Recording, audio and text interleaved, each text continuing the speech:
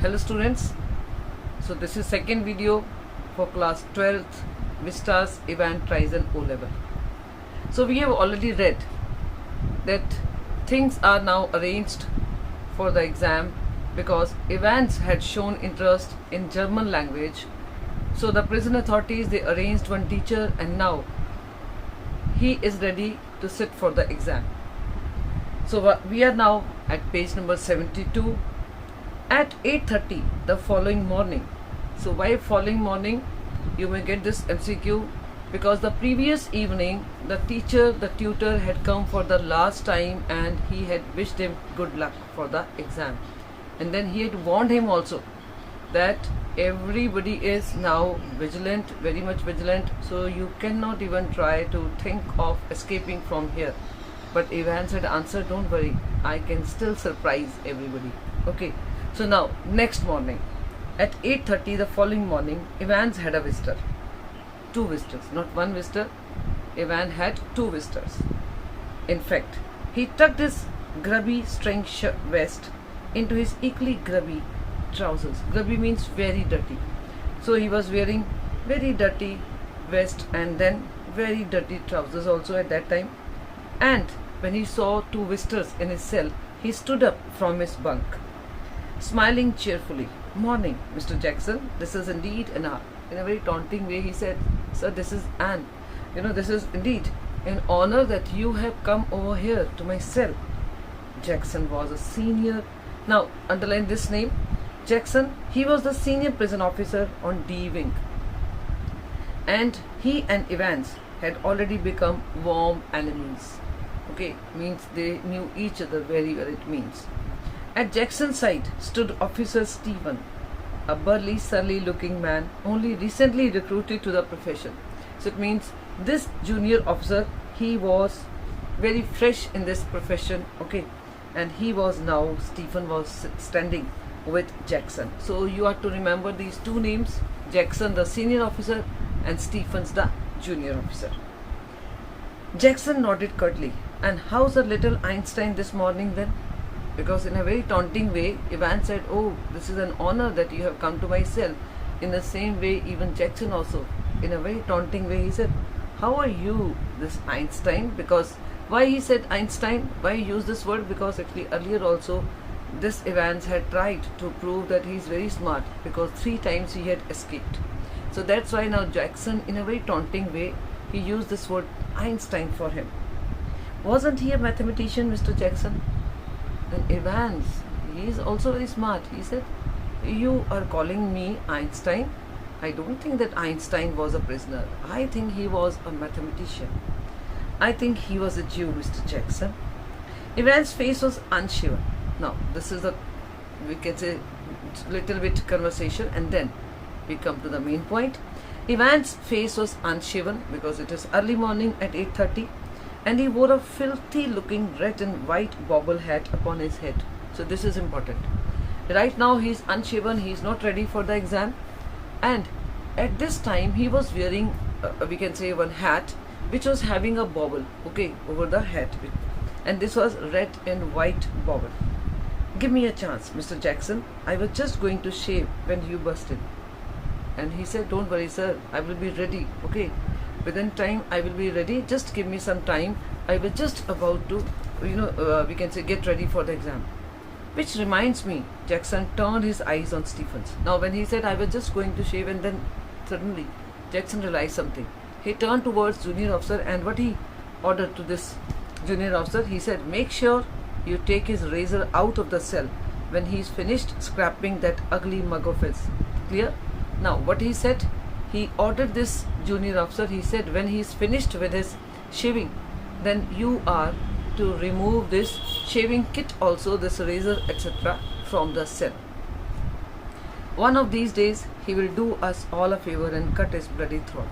Now actually they never wanted that anything of this kind should remain there in the cell, which this Evans can very smartly use to threaten these police officers and then to escape.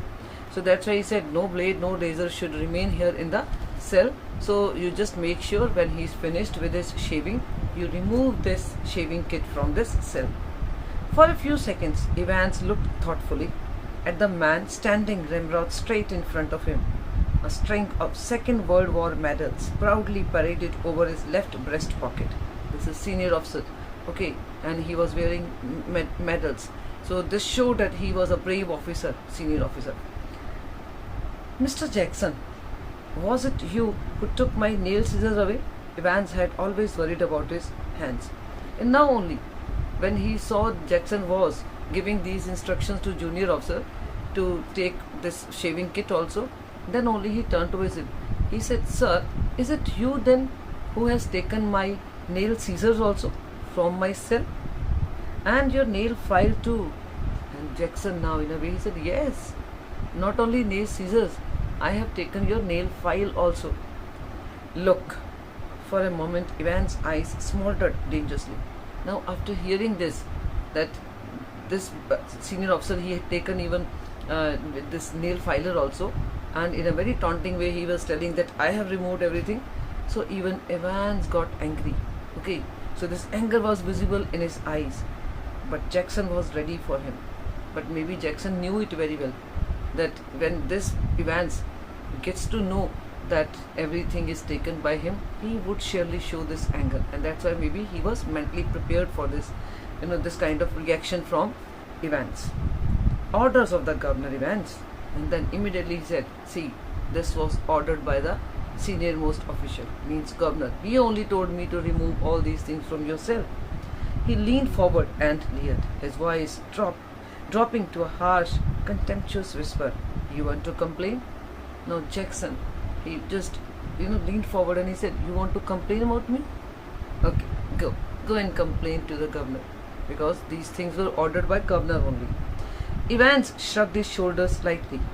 The crisis was over, and now Evans also understood there is no use arguing with him about this, so that's why he also changed the topic.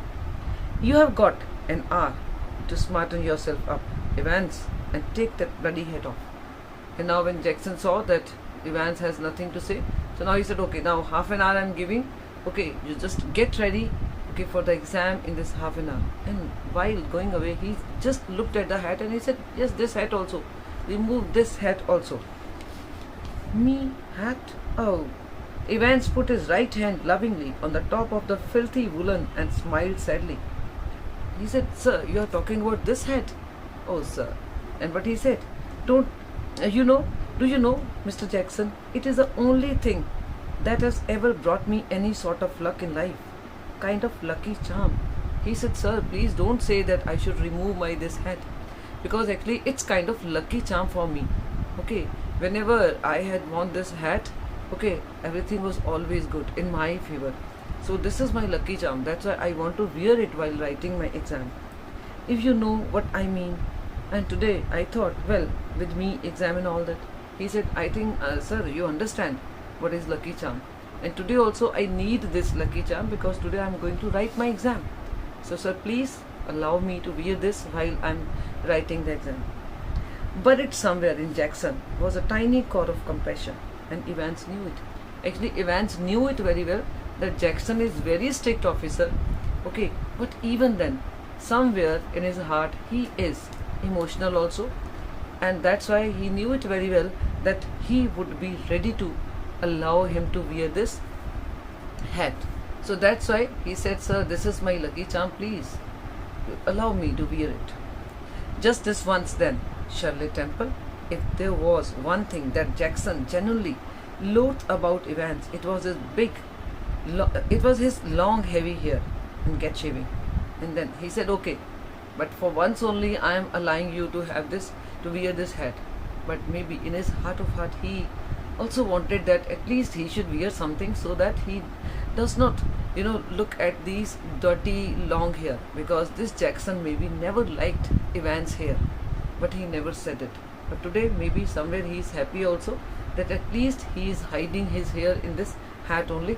But even then he said, "Okay, but for once only I am allowing, next time I won't allow you to wear this hat and get shaving." And then he said, "Yes, now just half an hour you have, okay, be ready for the exam." At 8:45, now this is the cell scene, or we can say prison house scene.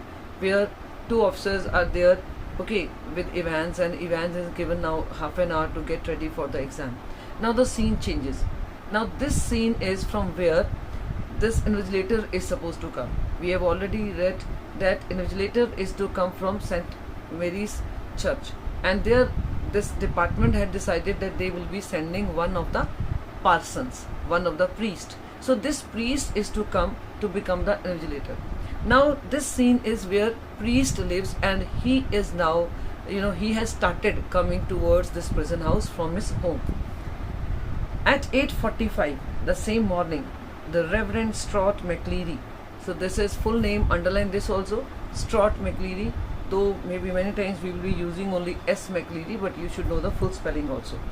Okay, Reverend means respected. Strott McLeary left his bachelor flat in Broad Street and stepped out briskly towards Carfax.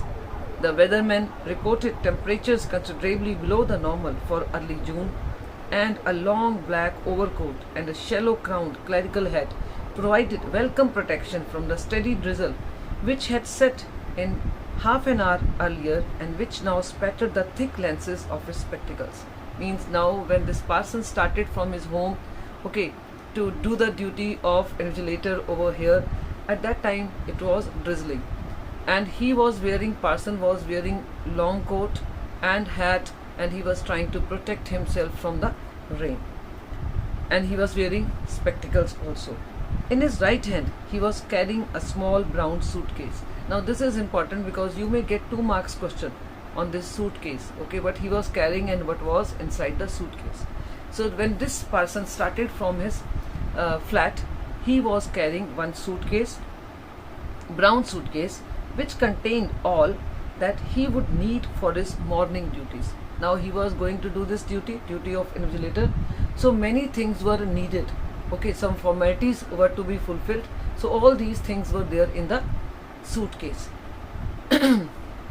He would need for his morning duties, including, now what were the things in the suitcase?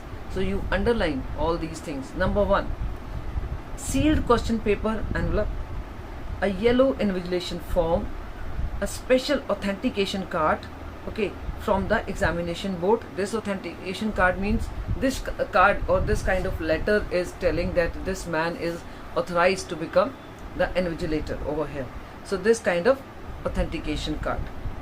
A paper knife. Why paper knife? Naturally this is the envelope, sealed envelope carrying this question paper, so naturally they have to open the envelope also, so that's why paper knife. A Bible. He was to speak to the Women's Guild that afternoon on the Book of Ruth. So there was a Bible also because he is priest, and maybe after this duty he was to go for some sermon, so that's why he was having Bible also in that briefcase, and then a current copy of the Church Time. So this was a newspaper also. Maybe he thought that because he would be giving this duty for this exam, and because there is only one candidate, that's why maybe he thought that he would spend his time reading the newspaper.